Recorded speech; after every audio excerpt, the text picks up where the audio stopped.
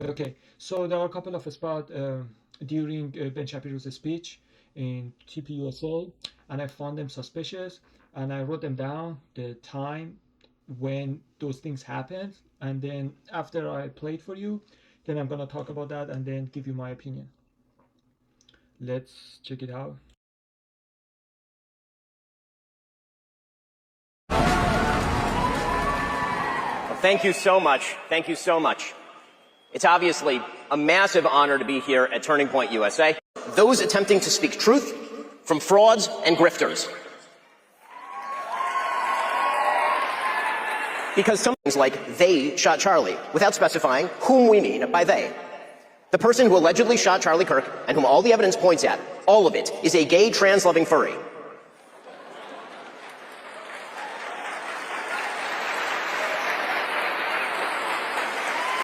If Candace Owens decides to spend every day since the murder of Charlie Kirk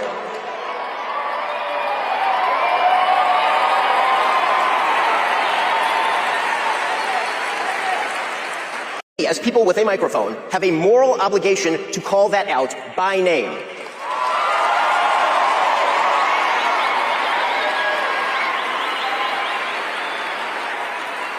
Erica Kirk and TPUSA never and evil attacks, particularly in a time of mourning.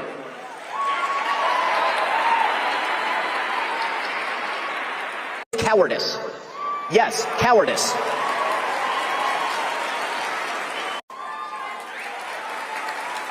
Second, because we owe you the truth, we owe you the duty to speak out of principle, not personal feeling. It should not matter whether we despise someone or friendship.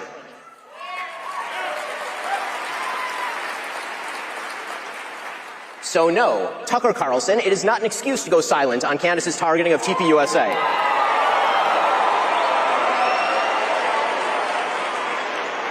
Or to mirror her bullshit lines of pride here, Erica Kirk's side.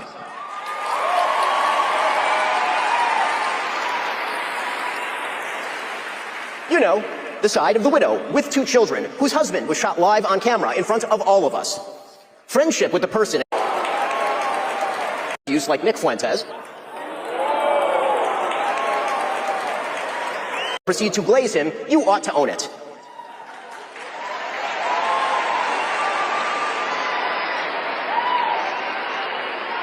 Indeed, responsible for the guests they choose and the questions they ask those guests.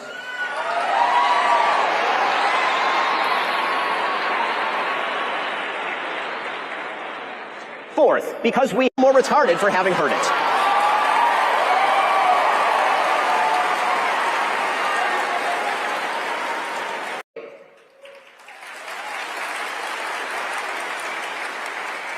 Because here is the most fundamental truth of all in the United States. For all of its problems.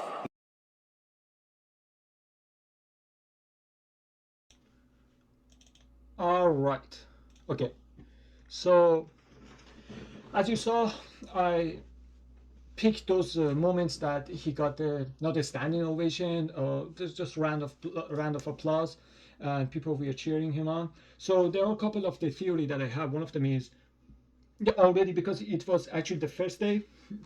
I think he was the third person who was talking after Charlie Kirk and somebody else, and few other guests, like few other speaker, like 3 or 4 after, like Michael Knowles, who worked for the Ben Shapiro, and after that was Tucker Carlson, right? So they had beef with each other, but all of them they were on the first day, right? Ben Shapiro was one of the very first people on the first day that was talking, right? So he knew that it's gonna be very energized, and the first day is always most fiery, you know, it's the opening, right? And I think purposefully they put the Ben Shapiro and Tucker Carlson together. But anyway, so he knew that it's going to be packed and it's going to be energized. Everybody's there. All of the eyes are over there focusing to see what's going to happen. So there are a couple of theories. One of them is he already propped some of the people up, not basically him, but people in his team. Because I remember Candace Owens was saying, like Ben Shapiro, like at least his company was sending somebody to come to places that Candace Owens going to talk, and she wants to. Her plan was to find her.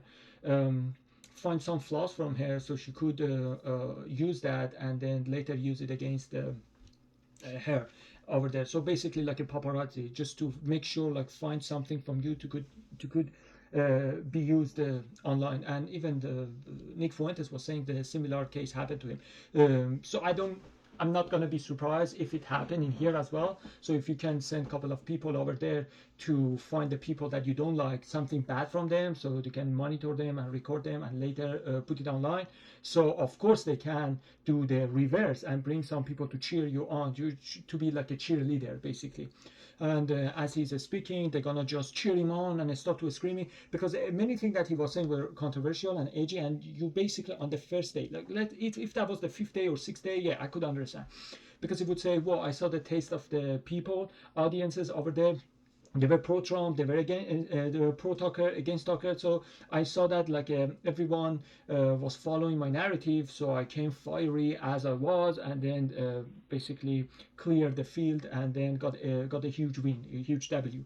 But when it is the first day and you really don't know exactly how it's gonna happen, especially when you see online how many people are against those stuff that Ben Shapiro is saying. So to say Ben Shapiro, somebody he's so calculative, come out and speak so loudly like that and saying controversial stuff without being worried about what if he gets a backlash immediately while he's talking, because that would be end of his career. That would be no going back from that. It was kind of like too brave for Ben Shapiro to do that. So either he had some people over there in the audience that say, don't worry, whenever you say something controversial, we're gonna start screaming and then clapping for you, and eventually a couple of people gonna get united under us, like with us. They're gonna get organize with us and then keep following what we are doing, because many people, they don't know, like, should they boo right now or should they cheer when hear something controversial? And if they see a couple of people that are booing, everybody else follow them like a sheep, they start to boo, or vice versa. So probably that was his tactic. Some people, they say, we make sure when you say those crazy stuff, we are the first one to start screaming and say, yeah, yes, that's it. And then so when other people, they see that, they're gonna follow our guidelines.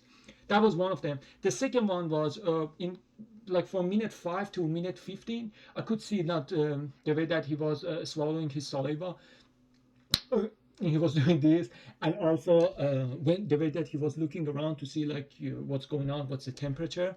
It was kind of crazy. Like I felt like he wasn't very sure. Like he knew that it can backfire immediately. So he was just trying to see like if audience are following him or not. And a couple of times when he said the stuff and people started to clap for him, he saw that he was looking for the confirmation, and he started to shake his nod his head. And for that reason, I think either he brought some people to make sure like the stuff that he said is followed by support, or he just said, F it, I'm just gonna do it. And then he was hoping people follow him, and because that was the very first day and people didn't know what to cheer, what to boo, they were just there for the fun. And a couple of people who scream, and of course there are pro-Zionists in the TPUSA, they wanted to get over it and take over the company, and then so they could be just later.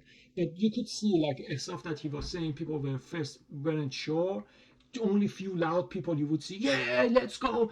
And then others, they started to clap hand for him. And he said so many ages. So like just think about that when you say those stuff.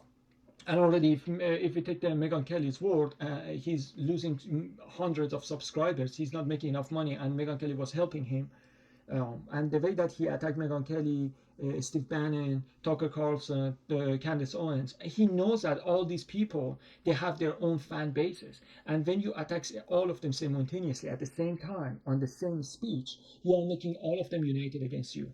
And why would he do that? So there are only two possibilities. One of them is he was so confident that after that, that's going to be end of the Megyn Kelly era, Tucker Carlson, Candace Owens, Steve Bannon, all of those people. That will be end of it. That's it. Like it was a nail on the coffin. Which I don't think so, because you could see even from his face, he was trying to see the temperature of the room. The second one, that I think that's most plausible one, is he said, I don't have any other choice. Right now it's TPUSA, the first TPUSA after Charlie Kirk was shot, so I better get my shot right now. I better do what I can right now, because if I don't, I'm just falling. That's actually a good news. If what Megyn Kelly is saying is correct, and he's losing subscriber, he's losing the support, and probably he's going to be his last attempt for coming back to say, hey, we are back, we are taking over, And then the best way for Ben Shapiro to come back, like easiest way, like the easiest way for the government to make money is to raise the tax. The easiest way for Ben Shapiro and also all the Zionists is to take over the fan base of one other audience while they are missing. I'm not going to any conspiracy theory, but when Charlie Kirk is gone right now, the void of that leadership, that void, that empty gap, can be filled by Ben Shapiro. So Ben Shapiro can get all the audience of Charlie Kirk without building them. They are already were built by Charlie Kirk, and he can take over. Like, I mean, that's a strategy, regardless of how you feel about that. But you could see like his own fan base are leaving him, and right now he needs big chunk of followers already. He cannot again beat from the zero. Right now he's down the line. Like it's not gonna do the job if he starts going to campus and start following people to vote for him or following him. So Charlie Kirk would be the best basically way out for the Ben Shapiro. So probably that was like, oh, my rate is down, people don't like me, everyone is united against me. Even those people that were nice to me right now, they are saying, Ben, stop. And I cannot stop because that's my ideology. Sometimes it's not like, I know that I have to stop doing drugs because it's gonna kill me, but I'm too addicted. It's not that easy. So I think the same thing was happening to Ben Shapiro, and he was saying like, listen, I have to go there, all the way there, and it is my last shot. And it actually backfired. It didn't work as, I mean, probably he put in the possibility, probably it's going to backfire. And when you ask yourself if he knew that he's going to face that backlash that badly right after that speech, by everybody get united to speak against him, he even attacked Alex Jones. And even Alex Jones, who is saying Candace has lost her mind, even Alex Jones was attacking Ben Shapiro. You would say, why would you do something like that, especially from the Ben Shapiro, who is not dumb and he's smart and he followed the data, the analysis. And then you would say, if you knew that there's a possibility everyone gonna talk against you and it's gonna backfire at you, it's gonna be end of your career, why would you do such a thing?